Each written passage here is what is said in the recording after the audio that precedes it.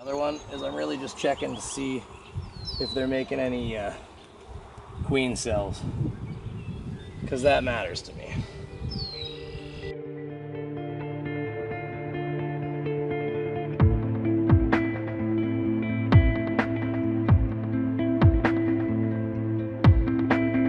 Hello and welcome back. Today we're going to unwrap the hives. It's getting a little bit warmer out. Our nighttime lows are getting to be above 0 Celsius, which would be about 32 degrees Fahrenheit. We're hovering just above that mark, getting up towards the 40s, into the little above the 40s at night, but I think in Fahrenheit obviously. But nothing significant, but warm enough that we can unwrap these hives and start getting them exposed to the air a bit more. It is 18 today. I was hoping it'd be a little bit sunnier than this, but it's not. So we got to take what we can get. I want to open up the hives. I do want to actually start pulling a few frames and getting an actual inspection on. We do have to put our last foul brood treatment in. We're a little bit, about a day or two behind on that, but it should be fine anyways. It's not too worried about it. So we're going to sprinkle a little bit of that in the hives and just going to take a poke around and see what's going on in here. Just like that.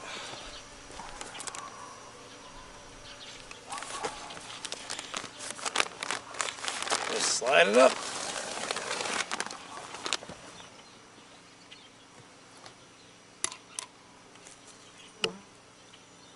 Still, that looks like almost like uncured nectar.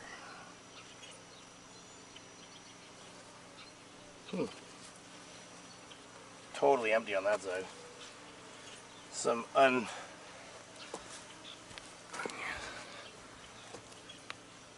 I got some capped honey at the top, and then in the bottom, you can see the shine. Almost looks like there's, I'm not sure if that's like nectar that they should have been using, or if that's just after they've uncapped them and that's just what they haven't eaten. But anyways, their ball's not over there right now.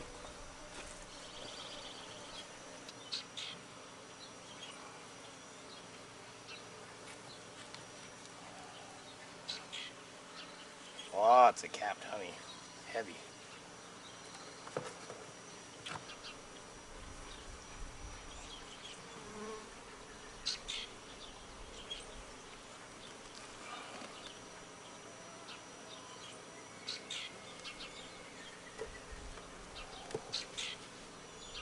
I haven't seen a single egg yet.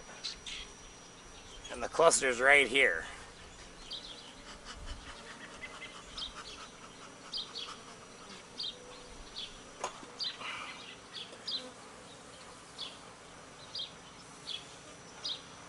Double check and see if I missed something. Here we have the tiny little cluster that's left, but I don't believe there's a queen there. And here we have the bottom board. Look at that, sealed right up. And the outside doesn't look too bad, but it's just plugged right up. And then I imagine they had a lack of airflow, maybe a little too much moisture in the hive. Anyways, they are queenless. Hive number 2.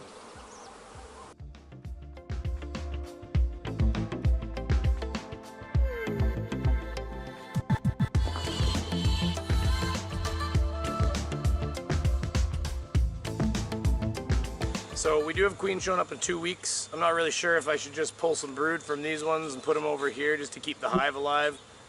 I mean, essentially we're not splitting this one, let's face it, so it could become its own split essentially with a queen coming. So the one behind me over here, number 3, is actually strong enough to possibly split twice. So maybe I won't split it twice and I'll just keep this hive alive, and that's what we'll do with it. So a few things I'm gonna have to figure out. Feel free to leave comments and tell me what you think. I'm obviously new to a lot of these situations too, but we're probably gonna try to keep it alive. That's what I'm gonna try. If there's good brood in both of these, especially this one back here, there's a lot of bees back there. I might pull some brood frames over here, put them over here, and try to let them raise them over here. But it's kind of all new stuff. So, anyways, let's see what's in the next hives.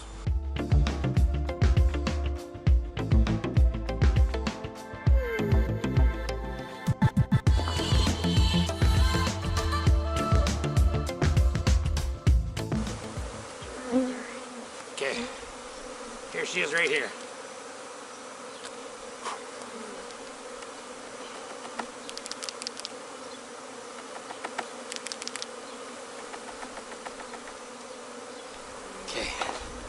There she is right there.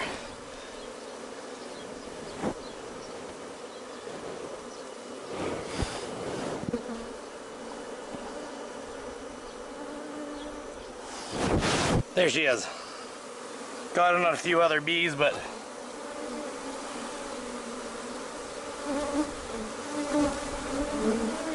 there. Marked our queen. That's nice.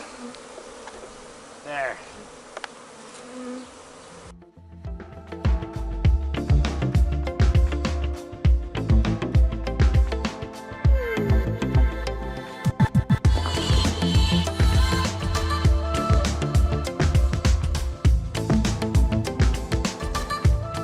There she is. There she is.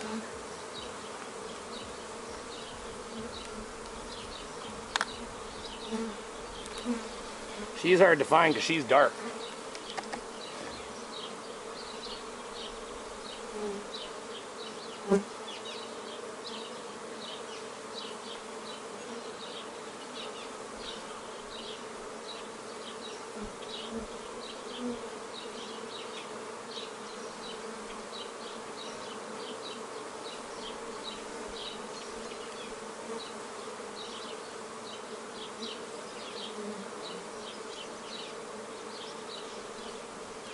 Ah, come on, sweetie. Just want to get a little bit more paint on you.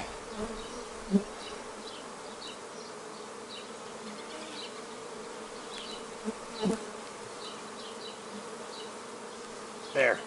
Right there. See? Marked queen. She's hard to find too because she's dark. Yes. God, I wanted that the whole time. Well, there you have it. Queen and brood, we got her marked. Queen, eggs, brood, we got her marked, and we pulled a frame of brood and eggs and larvae of all different stages, and we put it over here. As well as there was a queen cell that was in hive number 1 that may or may not be alive, I'm not sure, but I also moved over here.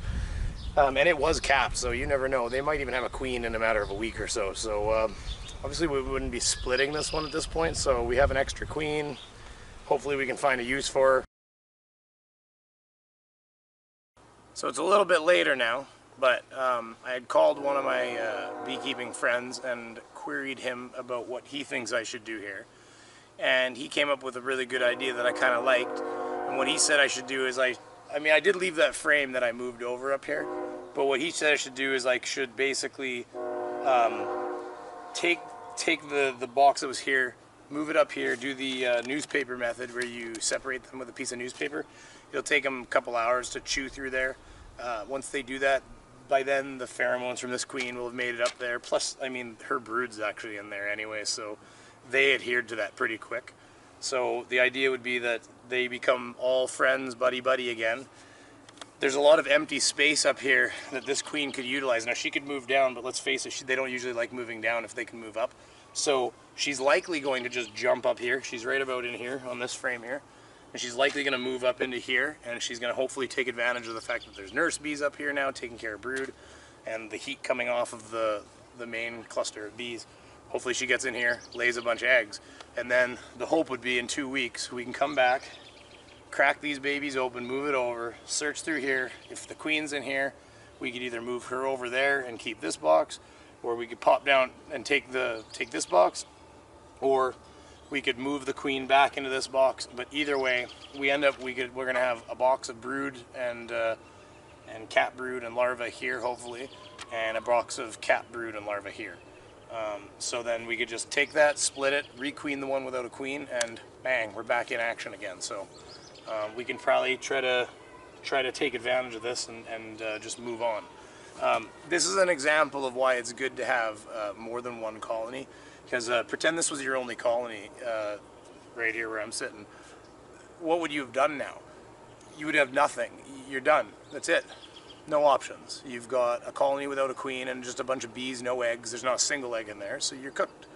So this is what a lot of beekeepers talk about when they say having more than one colony. Now, I first only had the one colony ordered, and I had a lot of beekeepers that were like, you really should have 2 colonies. And after I did my research, I found out that they were 100% right.